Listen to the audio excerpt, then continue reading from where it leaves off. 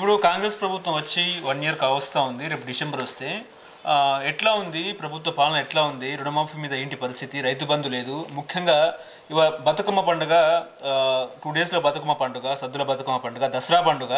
ఈ బతుకమ్మ పూల బతుకమ్మ కోసం కనీసం నిధులు మంజూరు చేయలేదు. ఎక్కడ ఆటపాట లేదు. ప్రభుత్వ ఆఫీసులలో మహిళలు కూడా అసలు ఆడతలేరు. బతుకమ్మను రేవంత్ రెడ్డి పక్కన పెట్టేశారని చెప్పేసి ఒక చర్చ నడుస్తుంది. ఏంటండి దసరా పండుగను బతుకమ్మను పక్కన పెట్టారా కాంగ్రెస్ ప్రభుత్వం అంటే ఏం చెప్తారు? నేను చిన్నప్పటి నుంచి బతుకమ్మను చూస్తున్నాను. మా అమ్మ కూడా పోయి బతుకమ్మ ఆడేది. ఆమె వెనుక మేము కూడా వెళ్ళే పిల్లలు. రాజ్యానికి బతుకమ్మకు సంబంధం లేదు. వాడు రాజ్యం పర్మిషన్ లేదు, రాజ్యం డబ్బులు ఇచ్చిన పాపం ప్రజలు తమంతకు తాము పూలుకో. అప్పుడు పూలు కూడా మీకు చాలా ఓపెన్ ఉంటుంది కాబట్టి పూలని మాలాంటి వాళ్ళం వెళ్ళి బతుకమ్మ పెడతామంటే మేము పూలు తెంపుకొని వచ్చేవాళ్ళం. మా అమ్మ బతుకమ్మ పెడతాను. ఈ బతుకమ్మను మీరు దాన్ని స్టేట్ యాక్టివిటీ కింద మార్చేశారు. ఇప్పుడు వినాయక చవితి ఉందనుకోండి, వినాయక చవితి ఇప్పటికీ అది రెగ్యులేట్ చేయాలి, కానీ వినాయకుడినే ప్రభుత్వం పెట్టినట్లు ఉండదు జనరల్. కనుక ఈ బతుకమ్మ పండుగ అది ప్రజల పండుగ. బీజేపీ అంటే మన టీఆర్ఎస్ పార్టీ వాళ్ళు ఏం చేశారంటే దాన్ని ఒక తెలంగాణ సింబల్గా మార్చారు. మార్చి దానికి స్టేటు ప్రభుత్వము దాంట్లో జోక్యం చేసుకొని దాన్ని ఎంకరేజ్ చేసి వాళ్ళు అప్పుడు తెలంగాణ ఐడెంటిటీ ఆ మీద అది బతుకమ్మ పండుగని, అది చాలా ప్రత్యేకమైన పండుగ. దాంట్లో మధ్య పూజారులు లేరు, బ్రాహ్మణులు లేరు, ఎవరు లేరు.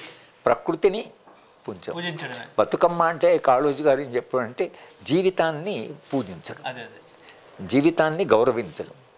కనుక అది ఒక ఫెస్టివల్గా కొన్ని వందలేళ్ళుగా వస్తున్నటువంటి బతుకమ్మని దాన్ని మళ్ళీ రాజకీయం చేసి దాన్ని రాజకీయాలను చొప్పించి ప్రభుత్వము బతుకమ్మ పెట్టడానికి ప్రోత్సహించడం లేదు. అంటే ప్రజలు చేసుకునే పండుగను చేసుకొనివ్వండి. అంటే బతుకమ్మ చీరలు ఇస్తలేరు అని చెప్పేసి వాళ్ళు డబ్బులు ఇద్దామని చెప్పారు, డబ్బులు కూడా లేదు, బతుకమ్మ చీరలు లేవు. బతుకమ్మ పేరు మీద మీరు ప్రజలకి డబ్బు ఎంతమందికి ఇస్తారు? గ్రామంలో బతుకమ్మ పండుగ చేసుకుంటే ఏం చేస్తారు? స్టేట్ పోయి దాన్ని ప్రమోట్ చేయదు కదా. ఇది ఈ పండుగలు ఈ విశ్వాసాలు ఇవి ప్రజలవి. ప్రజలు తాము వాలంటరీగా చేసుకుంటారు, తమంతగా తాము చేసుకుంటారు. ఇప్పుడు వినాయక చవితి ఉందనుకోండి, మా చిన్నతనంలో మేమే ఒక వినాయకుడిని తయారు చేసి మట్టితో ఇంట్లోనే దాన్ని మేము 10 రోజులు ఇంట్లో పూజ చేసి మా బావిలో వేసేవాళ్ళం. మాకు చేదురు బావి ఉండేది, బావిలో వేసేవాళ్ళం. ఆ వినాయకుడి వాళ్ళ ఎక్కడి నుంచి ఎక్కడెక్కడ మారుతూ అది ఇవాళ వినాయక చవితి అనేది ఒక పెద్ద ఇదిగా అయిపోవడము, దానికి రాజకీయ నాయకులు మంత్రులు వెళ్ళడము, దానికి లక్షలాది మంది పోవడము, అదొక పొలిటికల్ యాక్టివిటీ అయిపోయింది. స్పిరిచువల్ కాకుండా ప్రజల విశ్వాసాల్లో నిజానికి రాజ్యము సాధ్యమైనంత వరకు ఆ విశ్వాసాలను గౌరవించే దూరంగా ఉండాలి. కానీ రాజ్యమే దాంట్లో ప్రవేశించడం అనేది ఏదైతుందో దానివల్ల ఇలాంటి కాంట్రవర్సీస్ వస్తాయి. ఇవాళ డబ్బులు ఇవ్వలేదు, దాన్ని ప్రోత్సహించలేదు. ఇది అంతకుముందు కూడా బతుకమ్మ పండుగ ఎవరికి వాళ్ళే చేసుకునేవాళ్ళు కదా. తెలంగాణ ఉద్యమం రాకముందు బతుకమ్మ పండుగని ఎవరు వాళ్ళే చేసుకునేవాడు. తెలంగాణ ఉద్యమంలో బతుకమ్మ సింబల్గా కొంత వచ్చిన తర్వాత ప్రభుత్వం దాంట్లో బతుకమ్మ పండుగ ప్రోత్సహించడం మొదలుపెట్టి. కానీ నా దృష్టిలో పండుగలు ఏవైతే ప్రజలు చేసుకుంటున్నారో వాళ్ళు ఇష్టం వచ్చినట్టుగా ప్రజలు చేసుకోవడం, వాళ్ళ ఆనందం కొరకు వాళ్ళు పండుగలు చేసుకోవడం, అక్కడే దాన్ని వదలాలి. కానీ దాన్ని మళ్ళీ మన ప్రభుత్వంలోకి తీసుకొచ్చి దానికి డబ్బులు ఇచ్చి ఇది సరే పోయిన ప్రభుత్వం ఇచ్చింది కాబట్టి ప్రజలు ఆశించడంలో ఆశ్చర్యమేం లేదు. వాళ్ళు ఇచ్చారు వీళ్ళు ఇవ్వలేదనే చేస్తున్నారు. కాంగ్రెస్ ప్రభుత్వం అయినా ప్రజలు ఒక విశ్వాసంగా చేస్తున్నారు కాబట్టి ఆ బతుకమ్మ పండుగను కొంత పట్టించుకుంటే అది ఒక ప్రాక్టీస్ వచ్చింది కదా. ఇవాళ ప్రజలు విమర్శిస్తున్నారు. కానీ నిజానికి బతుకమ్మ పండుగ అప్పుడు అది రాజ్యము నిర్వహించే పండుగ కాదు, ప్రజలు నిర్వహించుకునే పండుగ.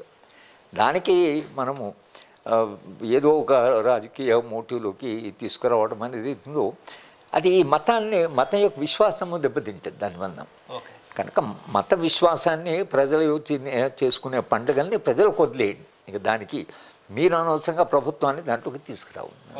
ఇప్పుడు ఇటీవల కొండా సురేఖ కేటీఆర్ మీద కొన్ని వ్యాఖ్యలు చేశారు. అదేవిధంగా సినిమా ఇండస్ట్రీని కూడా ఇందులో మిక్స్ చేశారు. అది ఏంటంటే సమంతకు నాగచైతన్యకు మధ్య విడాకులు ఇవ్వడానికి కారణం కేటీఆర్ అని చెప్పేసి కొండా సురేఖ వ్యాఖ్యలతో నాగార్జున 100 కోట్ల పరువు నష్టం దావా వేశారు. రేపు విచారణ ఉన్న నేపథ్యంలో ఒక మంత్రి హోదాలో ఉన్న కొండా సురేఖ ఇలాంటి వ్యాఖ్యలు చేయడం కరెక్టే అంటారా? రాజకీయాల్లో సమంత అంటే ఒక అమ్మాయిని లాగడం ఎంతవరకు కరెక్ట్ అంటారు? అది మొత్తంగా చర్చనే చాలా జుగుప్సాకరమైన చర్చ.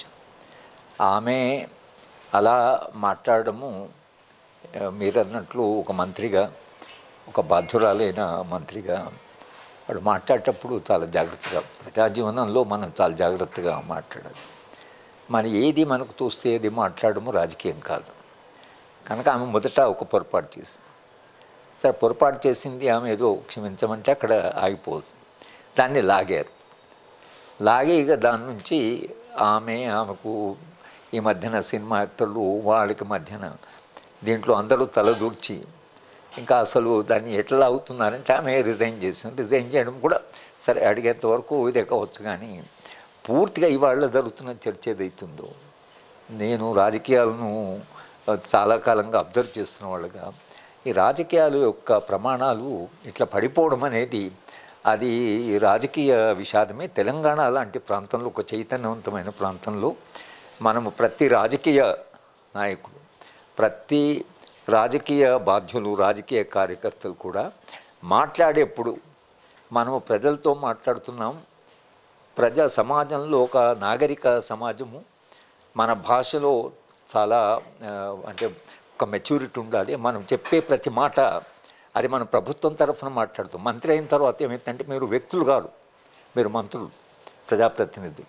మీరు మాట్లాడేది ప్రజల తరఫున మాట్లాడుతున్నారు. ఎందుకంటే ప్రజలు మిమ్మల్ని ఎన్నుకున్నారు.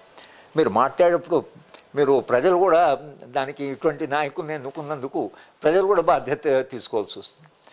కనుక అసలు ఈ భాష దిగజారడం ఏదైతుందో అది నా దృష్టిలో ఆ రాజకీయాలు పూర్తిగా ఒక కలుషితమైనటువంటి రాజకీయాలకు కనిపిస్తుంది. కానీ ఒక ఆరోగ్యకరమైనటువంటి రాజకీయాలుగా మనకు కనిపించాలి. ఇప్పుడు చివరిగా ఒక ప్రశ్న సార్, అదేంటంటే మీరు కూడా పౌర హక్కుల నాయకుడిగా మీరు ఉన్నాడు కాబట్టి హోంమంత్రి అమిత్ షా చెప్తున్నారు ఏంటంటే 2026 కల్లా మావోయిస్టు రహిత దేశంగా తీర్చిదిద్దుతామని చెప్తున్నారు ఆయన. సో దీని మీద మీ కామెంట్ ఏదంటారు? మావోయిస్టులను అంటే హోమ్ మినిస్టరు అలా మాట్లాడడం కొంత ఆశ్చర్యం కలిగిస్తుంది. ఎందుకంటే ఒక ముహూర్తం పెట్టేసి ఇప్పటి వరకు మేము మొత్తంగా నిర్మూలిస్తామని. రాజ్యానికి ప్రాణం తీసుకునే హక్కు లేదు. రాజ్యాంగంలో రైట్ టు లైఫ్ ఉంటుంది, అందరికీ రైట్ టు లైఫ్ ఉంటుంది. రాజ్యాంగం ప్రకారము ఎవరి లైఫ్ కూడా రాజ్యాంగేతర పద్ధతుల ద్వారా తీసుకోవడానికి వీల్లేదు. ఎక్స్ట్రా కాన్స్టిట్యూషన్ అయితే రాజ్యాంగం ప్రకారము, చట్టం ప్రకారం ఒకే ఒక వెసులుబాటు ఏమిటంటే ఎవరైతే పోలీసులు వాళ్ళ మధ్యన ఘర్షణ జరుగుతుందో పోలీసులు ఎప్పుడు ఫైర్ చేయొచ్చంటే వాళ్ళకు రైట్ టు లైఫ్ ఉంటుంది. కాబట్టి తమకు ప్రమాదం ఉంది, ఆత్మరక్షణ కోరుకున్నప్పుడు దే కెన్ ఫైర్. అది ఒకటే ప్రొవిజన్ ఉంది. అంతేగాని పట్టుకొని చంపాలి అనేది ఎక్కడ అది రాజ్యబద్ధమైన, అసలు రాజ్యానికి అధికారం ఎక్కడి నుంచి వస్తున్నది? ఇది వ్యక్తిగతమైన అధికారం కాదు కదా, ఇది రాజుల కాలం కాదు కదా. ఇది నీకు అధికారం ఎక్కడి నుంచి వస్తుందంటే రాజ్యాంగం ఇచ్చి. పోలీసు వాళ్ళకి వెపన్ ఎవరు ఇచ్చారు? రాజ్యాంగం ఇచ్చింది. యూనిఫామ్ ఎవరు ఇచ్చారు? రాజ్యాంగం. రాజ్యాంగం ఏం చెప్తున్నది? నువ్వు చట్టబద్ధంగా తప్పించి చట్టకు వ్యతిరేకంగా లేదా చట్ట అతీతంగా మీరు ఎవరి ప్రాణం తీసుకోవడానికి వీల్లేదు. ఎందుకంటే ఇప్పుడు అమెరికాకు మన దేశానికి తేడా కూడా ఉంది. అమెరికాలో right to bear the weapon ఉంది, అది ఫండమెంటల్ రైట్. అంటే నీకు ఆయుధం కలిగి ఉంటే హక్కు రాజ్యాంగంలో ఉంది. భారతదేశం లాంటి దేశంలో మనం పూర్తి రాజ్యాన్ని నమ్మి రాజ్యానికే మనం అన్ని ఆయుధాలు ఇచ్చి మీరు మమ్మల్ని రక్షణ కల్పించండి అని రాజ్యానికి వెపన్ ఇచ్చారు. రాజ్యాంగానికి అసలు ఆయుధం ఇవ్వడం అనేది ప్రజలు ఏ ఆయుధం ఇచ్చారు, ఆయుధము ఎందుకు ఇచ్చారంటే మమ్మల్ని రక్షించండి, ఏదైనా ప్రమాదం వచ్చినప్పుడు రక్షణ కొరకే. కానీ ఆ ప్రాణం తీసుకోండి అని ఇవ్వడు, అధికారం ఇవ్వడు కదా. కనుక హైకోర్టు ఆర్డర్ ఉంది, ఎవరి ప్రాణం కూడా ఎక్స్ట్రా కాన్స్టిట్యూషన్గా తీసుకోవడానికి వీల్లేదు అనేది. అది చాలా జడ్జ్మెంట్స్ ఉన్నాయి. కనుక అట్లా హోమ్ మినిస్టర్ మేము ఎలిమినేట్ చేస్తాము, తీసేస్తాము, దీన్ని అంతం చేస్తామని కాదు. వాళ్ళ స్ట్రాటజీ ఏముంటుందో నువ్వు వాళ్ళని పట్టుకోవచ్చు, లేదా వాళ్ళు ఫైర్ చేస్తే మీరు ఫైర్ చేయొచ్చు. అందుకని నామమాత్రంగా ఏం చెప్తున్నారంటే వాళ్ళు ఏదో గ్రెనేడ్ వేశారు, ఒకరికి దెబ్బ తగిలింది అని అనవలసి వస్తుంది. ఎందుకంటే చట్టము లేకపోతే అంగీకరించదు అంటున్నారు. కానీ మొత్తం వాళ్ళని ఎలిమినేట్ చేస్తామంటే వాళ్ళు రేపు స్ట్రాటజీ మారింది అనుకోండి, వాళ్ళ తరఫు నుంచి ఏం చర్యలు లేవనుకోండి, మీరు ఏం చేస్తారు? వాళ్ళ నుంచి ఏదైనా చర్యలు తెలిస్తే కదా ప్రతిచర్యగా మీరు చేయవలసింది. కనుక ఇది రాజ్యాంగం ప్రకారం అయితే ఆయన మాట్లాడుతున్న మేము మొత్తంగా